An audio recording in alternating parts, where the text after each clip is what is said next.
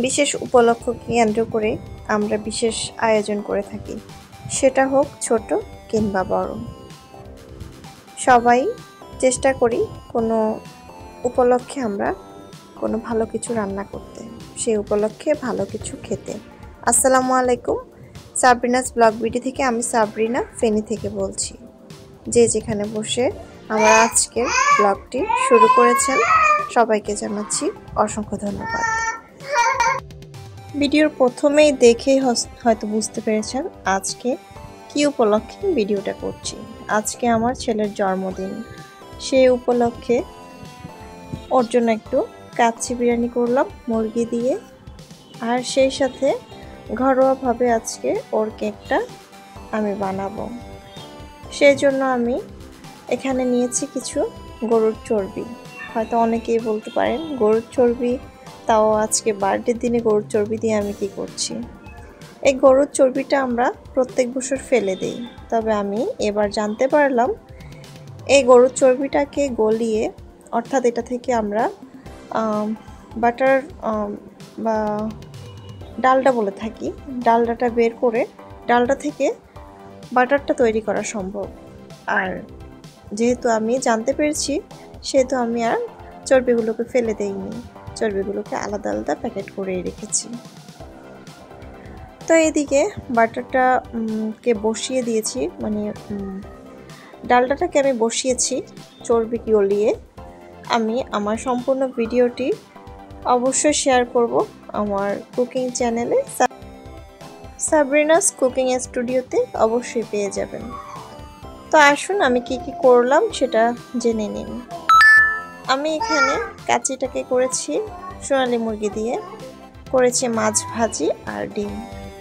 আসলে কোনো কিছু করার ইচ্ছে ছিল না, অনেক বেশি এক্সাইটেড যে জিনিসগুলোতে থাকি, দিন শেষে দেখা যায় যে আমি ওই জিনিসগুলো আর সেভাবে করতে পারি না। ছেলের জন্মদিনে 2 দিন আগেও কিন্তু আমি চিন্তা করে রেখেছিলাম কিছু না কিছু করব, একটু সুন্দর করে সব কিছু করব, কিন্তু দেখা গিয়েছে যে ওর জন্মদিনের আগের দিন আমি একটা নিউজ পাই। নিউজটা হচ্ছে যে আমার হাজব্যান্ড যেখানে আছে ওখানে নাকি হামলা হয়েছে, মিসাইল হামলা। তো ওইটা শুনে আমার মন খুব খারাপ হয়ে যায়, আর আমি টোটালি কিছু করতে পারছিলাম না। তাও দিনের 12টা না 1টার দিকে আমি এগুলো শুরু করি। প্রায় 1টার দিকে আমি কাচ্চি রান্না করার আয়োজনটা করছিলাম। আমরা খেতে খেতে 4টা বেজেছে, আর এরপরে হচ্ছে যে আমি অনেক দেরি করে এসব আয়োজন করেছি। আর এটা হচ্ছে আমার প্রায় সন্ধ্যার সময় আমি কেকটা বানাতে বসেছি। তো যেহেতু কেক বানাতেও দেরি হচ্ছে, তো আর কাউকে তেমন একটা বলিনি। ভেবেছিলাম যে কেকটা বানাতে তো হয়তো 1 ঘন্টার মতো লাগবে সব কিছু একদম পারফেক্টলি হতে। তো যদি হয়ে যায় তাহলে পাশের বাসার বিল্ডিংয়ের বা পাশের বাসায় সব বাচ্চাদেরকে ডেকে আনবো, ডেকে এনে ও শুধু কেকটা কাটবে, এটাই হচ্ছিল আমার ইচ্ছে ছিল। আর কাউকে বলে এক্সট্রা প্রেশার দেওয়ার কোনো ইচ্ছে আমার ছিল না, কেননা বার্থডে বললে আমরা মোটামুটি মানে বার্থডে মানে হচ্ছে গিফট দেওয়া নেওয়া করতে হবে। ছোট বাচ্চাদেরকে খুব আনন্দ দেওয়ার জন্য আমরা গিফট আনা নেওয়া করি, গিফট দেই। তো আমি চাচ্ছিলাম যে আমি কেকটা সবকিছু ডেকোরেট করে তারপরে আমি বাচ্চাদেরকে ডাকবো, ডাকার পরে ওরা একটু মজা করে কেকটা খেয়ে চলে যাবে। তো এমন একটা প্রস্তুতি আমার ছিল, যদিও মানে সবকিছু হঠাৎ করে করছিলাম, আগে থেকে বলিনি। তো কারেন্টের কারণে আমার সব প্ল্যান ভেস্তে গেল। আমাদের কারেন্ট চলে যায় হচ্ছে যে প্রায় মানে বাংলাদেশের মাগরিবের আগে 5টার পরে, প্রায় 5:45 থেকে কারেন্ট ছিল না, আর রাত্রে প্রায় 11টার দিকে কারেন্টটা আসে। 11টা না 11:30 নাগাদ মনে হয় কারেন্টটা আসে। তো যাই হোক, 10টার দিকে কারেন্ট আসে। তো আমি আর সেভাবে কিছু করতে পারিনি, শুধু কেকটা হয়েছে।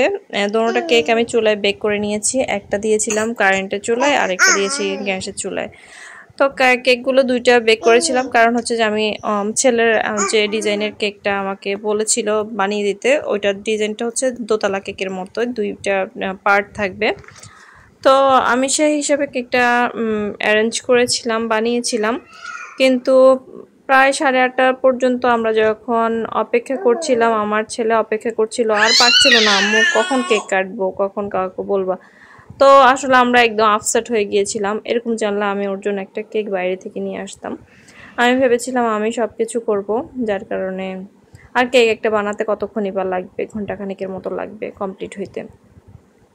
তো যাই হোক, কারেন্ট যদি থাকতো তাহলে সব কিছু সুন্দরভাবে হইতো। কারেন্ট যেহেতু ছিল না, তাই আমাদের কোনো কিছু আর সুন্দরভাবে করা হলো না। আমরা ঘরে ঘরে কেকটা কেটে নিয়েছি, কেটে খেয়েছে। তো এদিকে আমি যে চর্বিটা গলিয়ে রেখেছিলাম ওটা দিয়ে ডালটা তৈরি করেছি, তারপরে বাটার, তারপরে হুইপ ক্রিম তৈরি করেছি। তো আমি ডিটেলস সব কিছু শেয়ার করবো সাবরিনাস কুকিং স্টুডিওতে, ওখানে আপনারা পেয়ে যাবেন, যাদের যাদের প্রয়োজন হয় তারা পেয়ে যাবেন। তো রাত্রে 11টার দিকে আমি কেকটা ডেকোরেট করি। তারপরে হচ্ছে যে 11:30টার দিকে, 11:30 কি 12:15টার দিকে আমার ছেলে একটু রেডি হয়ে কেকটা কেটেছে। জাস্ট এটাই, আসলে কি বলবো, কোনো কিছু পরিকল্পনা মাফিক করতে পারি না। ছোট বাচ্চা যেহেতু আছে, তাই যখন তখন চাইলে সবকিছু সম্ভব হয় না। আর যেহেতু অনেক লেট হয়ে গিয়েছে, কোনো কিছু টাইম মতো করতে পারিনি, তাই আমি কোনো রকম কেকটা সাজিয়ে দিয়েছি, একটু শ্যুট করে নিলাম। আসলে আমি এই কেকটাও সাজাতাম না, অবশ্য শুধু আপনাদেরকে দেখানোর জন্য যে আমি যে ডালটা ঘরে মেক করেছিলাম, আমি তৈরি করেছিলাম, সেটা দিয়ে আমি যেভাবে হুইপ ক্রিমটা তৈরি করেছি সেটা কতটুকু পারফেক্টলি করতে পেরেছি সেটা দেখানোর জন্যই আমি মূলত এই কেকটা ডেকোরেট করি। তা না হলে কিন্তু মানে আমাদের যে জন্মদিনের একটা অন্যরকম, আমার ছেলের একটা এক্সাইটেডমেন্ট ছিল, সেটাও কিন্তু চলে গিয়েছে। তো আমরা 8:30টার দিকে কিন্তু প্লেন কেক, ছোট প্লেন কেকটা কেটে আমরা সেলিব্রেট করে ফেলি। ও কেক কেটে খেয়ে নেয়। ও সন্ধ্যা থেকে বসেছিল, কেক কাটছিল না, কিছু খাচ্ছিলও না। ও কেক খাবে এজন্য বসেছিল। তো যাই হোক, যা হওয়ার তা তো হয়েছে। তো এটা হচ্ছে আমাদের রাত্রে একদম 11:30টার পরে আমি এটাকে একটু রেডি করিয়েছি, আর ছেলেও রেডি হয়েছে। তো ওরা একটু কিছুক্ষণের জন্য মজা করছিল। আর আমার মেয়েকে যখন একটু রেডি করে সুন্দর করে ড্রেস আপ বা কোনো কিছু লাগিয়ে দিয়ে এটা কিছুক্ষণ পরে সব কিছু টেনে টুনে ফেলে দিবে। তো যাই হোক, সবাই দোয়া করবেন আমার ছেলেমেয়ের জন্য, ছেলের জন্য। ছেলে এবার 5 বছর শেষ হয়ে 6তে পড়েছে। তো সবাই ওর জন্য দোয়া করবেন। সামনে হয়তো ওকে মাদ্রাসায় ভর্তি করাবো, সবাই ওর জন্য দোয়া করবেন। ওকে যেন আমি একটা ভালো মানুষ হিসেবে গড়ে তুলতে পারি, আল্লাহ যেন কবুল করে, আমাদের মনের আশাগুলো যেন পূরণ করে। সবার কাছে একটাই চাওয়া, সবাই আমার ছেলেমেয়ের জন্য দোয়া করবেন। তো কার কেমন লেগেছে, যারা এতক্ষণ পর্যন্ত আমার পাশে ছিলেন। আর আমি ভয়েস ওভার করার সময় আমার মেয়ের কোন গুনগুন শব্দ শুনতে পেয়েছেন। ওদেরকে ছাড়া তো আমি ভয়েস দিতে পারি না, কারণ ওরা ঘুমায় না ধরতে গেলে। তো যাই হোক, যতটুকু পেরেছি আপনাদের সাথে শেয়ার করেছি, যতটুকু পেরেছি ছেলে মেয়েদের জন্য ছোটোখাটোভাবে করেছি। আলহামদুলিল্লাহ, সব কিছুর ঊর্ধ্বে হচ্ছে যে সবাই দোয়া করবেন। আমার ওদের জন্য দোয়া রইল। আজকে এ পর্যন্ত, ফিরে আসব নতুন কোনো ব্লগ নিয়ে, নতুন কোনো ভিডিও নিয়ে। আমার ভিডিওর কোনো অংশ যদি আপনাদের ভালো লেগে থাকে, প্লিজ লাইক, কমেন্ট, সাবস্ক্রাইব করে পাশে থেকে যাওয়ার অনুরোধ রইল। সাবস্ক্রাইব করে অল অপশানে প্রেস করে দিবেন, যাতে করে আমার যে কোনো ভিডিও ছাড়ার সাথে সাথে আপনার মোবাইলে নোটিফিকেশন চলে যায়, আর আপনি আমার ভিডিওগুলো অনায়াসে দেখতে পারেন। সবাই ভালো থাকবেন, সবার সুস্বাস্থ্য কামনা করে আজকের জন্য এখানে বিদায় নিচ্ছি।